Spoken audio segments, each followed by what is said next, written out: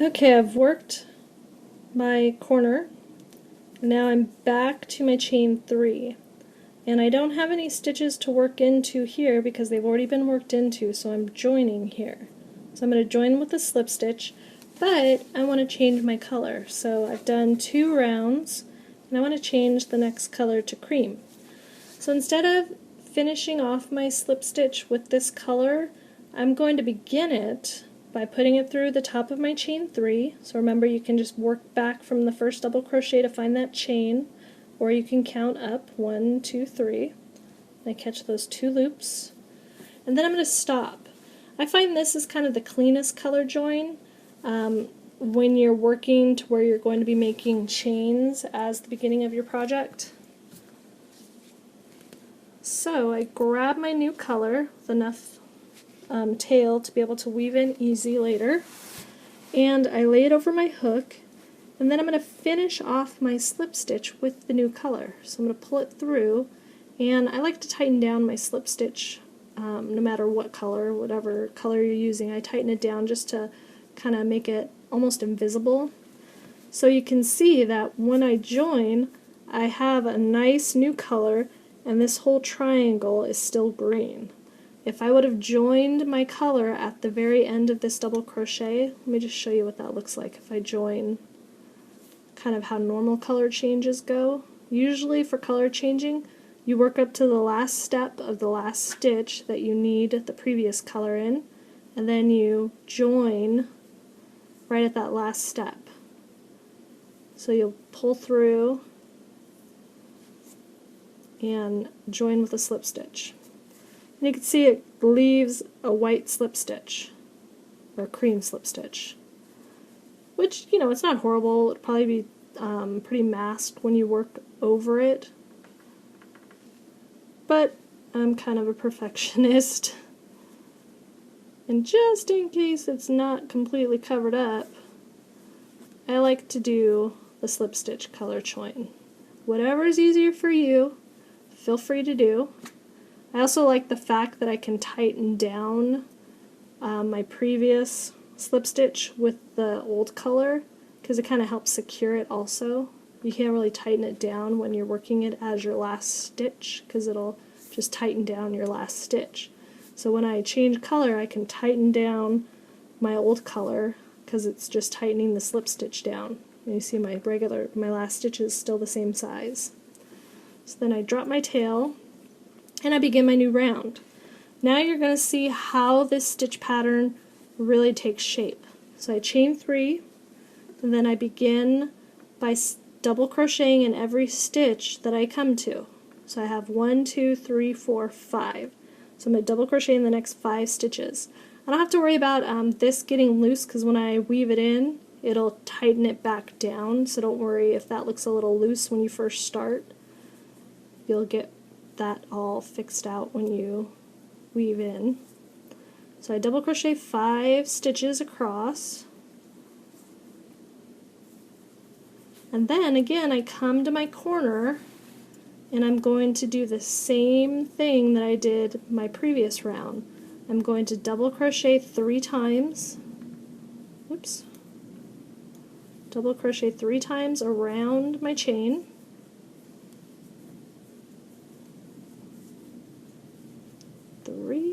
And then I'm going to chain 4 for my corner.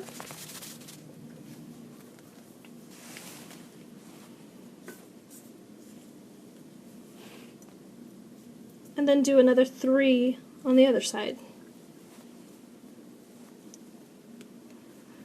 Now make sure when you're doing this side, when you're doing your double crochets, that you don't accidentally kind of cover this first stitch. Sometimes you can be working around your chain and you'll kind of cover it up and you start working into the next stitch. You're going to end up skipping a stitch and you're going to have a lopsided triangle. Make sure that if you're not sure where to work, look for your V's, look for the hole where you see the stitches coming from. So you do need to work into this stitch. So make sure your previous double crochets aren't covering it, because that can happen if you're working fast. Now I am going to double crochet in every stitch across. So this is my pattern. I just double crochet in every stitch I come to, and then I get to my corner and I do 3, chain 4, 3, and then stitch in every stitch I come to. So it's a really easy repeat, and it just goes on round after round. Stitch in every stitch, do 3 double crochets, chain 4, 3 double crochets, double crochet in every stitch, do your corner. Then you see when I get bigger, you're just doing more stitches into your sides. So every single stitch I'm stitching, and then I do my corner. But I'm going to keep on continuing with this color. So I'm going to work around, and I'm going to stop at this corner so you can see what we do over here in this area. So I'm going to stop for a second so you don't have to watch me go all the way around this triangle, and I'll meet you back right at this last corner. Okay, I just finished my last corner of this round, and then I wanted to show you what you're going to do in these stitches, which is pretty much the same as the rest of the round. You're going to do a double crochet in each one that you come to. So you have 3 more before you get to your join. So you're just going to go ahead and double crochet into those. And then we're going to join back up and change back to our main color, which is this green. And you can see that my join has gotten a little wide over here from not weaving in the ends yet. It'll just pull right back up once I start weaving those ends in after my next round when I show you how to do that. But first I'm going to join my round, and I'm going to switch my colors over. So I'm going to go ahead and slip stitch into that top chain. But remember, because I'm changing my color back, I start my slip stitch with my old color. And then I'm going to join in my old color, get untangled from my cream, by laying it over and just pulling it through. Then I can tighten down my slip stitch, and I'm going to start doing my next round.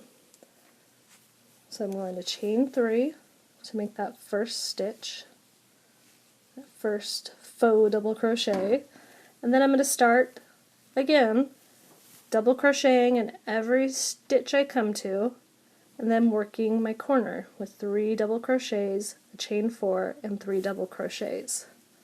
So the pattern just repeats over and over until you're happy with the size that you have. So you can make this triangle as big or as small as you want to, all depending on what you like. After I finish this round, I'll show you a couple different ways that you can join these up. And you can make lots of different things actually. You can do more than just blankets with these. So I'm going to go ahead and work around because we know what the pattern is. I've gotten to my corner, so now I'm going to do 3 double crochets, chain 4, 3 double crochets. So I'll go back over to this corner so you can see how we work that up to the join again. So I will meet you back right here at this corner.